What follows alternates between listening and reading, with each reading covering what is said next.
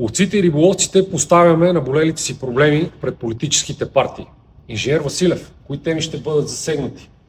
Темите, които ще представим като теми за дискусия пред кандидатите да влязат в следващия 52-и парламент, са от изключителна важност за ловната и риболовната общности.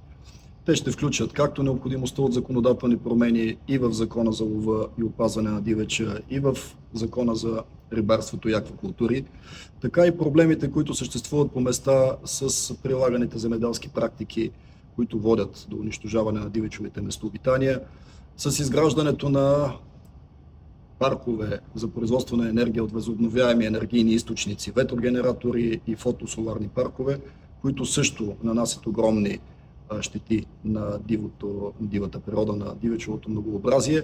Разбира се, ще поискаме и подкрепата на българските институции във връзка с инициативите, които Европейската комисия поема, оказващи натиск на традиционните ни ловни практики и ловни традиции.